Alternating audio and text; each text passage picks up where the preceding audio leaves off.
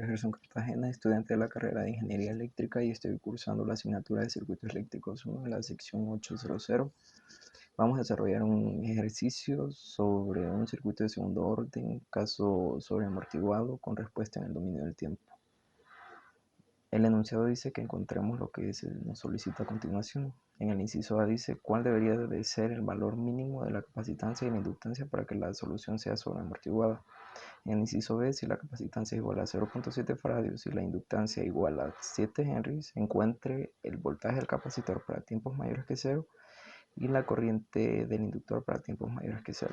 Teniendo el circuito, vamos a encontrar primero las condiciones iniciales, que las vamos a necesitar más adelante. Viendo aquí en el circuito original que tiene un interruptor que está abierto, como está abierto antes de 0, no colocamos esa rama aquí.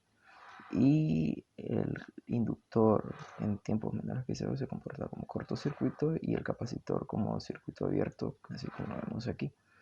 Encontramos el voltaje del capacitor y este nos da 0.4 voltios y la corriente del inductor y esta nos da 0.4 E a la menos T amperios. Otra condición inicial que vamos a necesitar es la corriente del capacitor justo después de que se cerró el interruptor y para eso recurrimos a tiempos mayores que 0.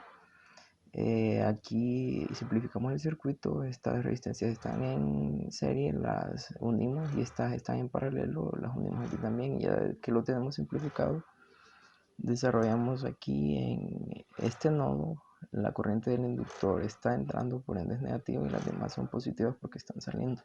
Despejamos para la corriente del capacitor en tiempos por 0 por la derecha y esto nos da igual a 0.2 amperios. Así ya tenemos la corriente del capacitor.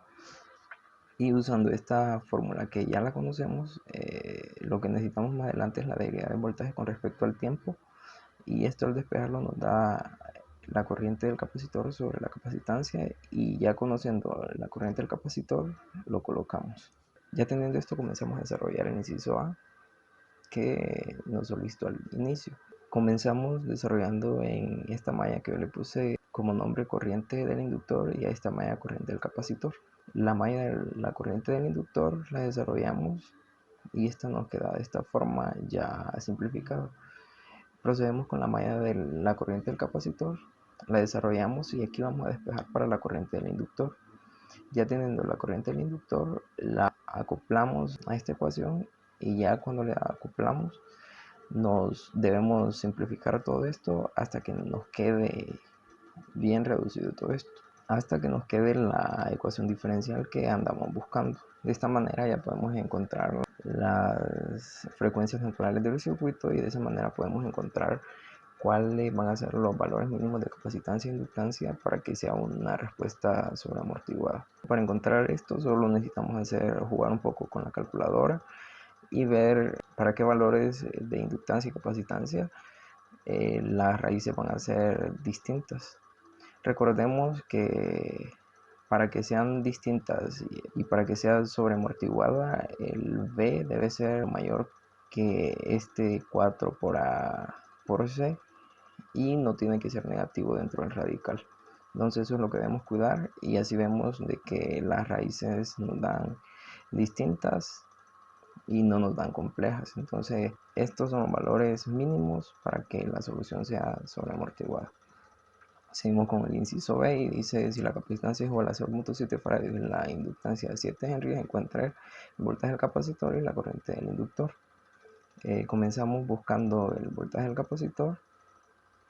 Si tenemos estos valores, ya teniendo la ecuación diferencial que encontramos anteriormente, con esa también encontramos las raíces naturales del circuito con estos valores de capacitancia y de inductancia.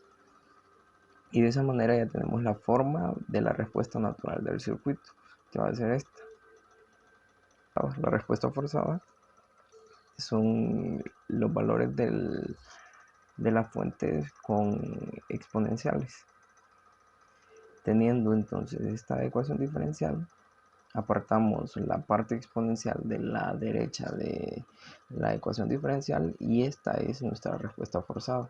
Vamos a derivar todo esto asociando esto con la respuesta forzada que ya tenemos, derivamos y luego de derivar vamos a formar una ecuación diferencial con esto que ya derivamos para así encontrar el valor de A, que es lo que necesitamos.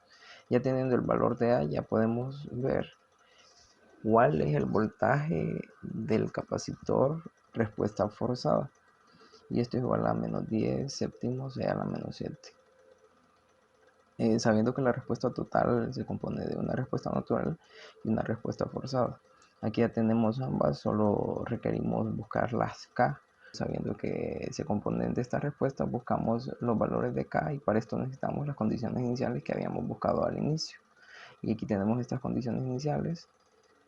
Y aquí ya tenemos también la corriente del capacitor, que ya lo habíamos encontrado al inicio, pero no tenemos la capacitancia, que hace poco nos la dieron, y de esa manera obtenemos de que la derivada del voltaje del capacitor con respecto al tiempo es negativo 2 séptimos voltios sobre segundos. Algo más que necesitamos como condición inicial es la derivada del voltaje con respecto al tiempo de nuestra ecuación diferencial original para asociarla con este valor que acabamos de encontrar. Evaluamos las condiciones iniciales en tiempos iguales a 0 y esto nos queda de esta manera: K1 más K2 igual a 64 sobre 35, y también la derivada del voltaje con respecto al tiempo con la derivada que habíamos encontrado, y esto nos queda menos 7 doceavos igual a menos 5 séptimos de K1 menos 2 K2. Hacemos una matriz de 2 por 2 y de esa manera encontramos el valor de K1 y K2, y de esa manera ya tenemos el voltaje del capacitor para todo tiempo. Ahora lo que nos solicita es la corriente del inductor. Para ello vamos a ver el circuito nuevamente y vamos a ubicarnos aquí en la malla de la corriente del capacitor. Asociamos eso de 2 tercios de la corriente del capacitor menos 2 tercios de la corriente del inductor más el voltaje del capacitor, y de ahí vamos a despejar para la corriente del inductor. Y así es como vamos a encontrar la corriente del inductor ya tenemos el voltaje del capacitor que encontramos anteriormente, y solo nos resta despejar aquí la corriente del capacitor. También ya la conocemos esta fórmula, y solo asociamos todos estos valores, simplificamos y nos queda de esta manera la corriente del inductor, que era lo que se nos solicitaba. Muchas gracias.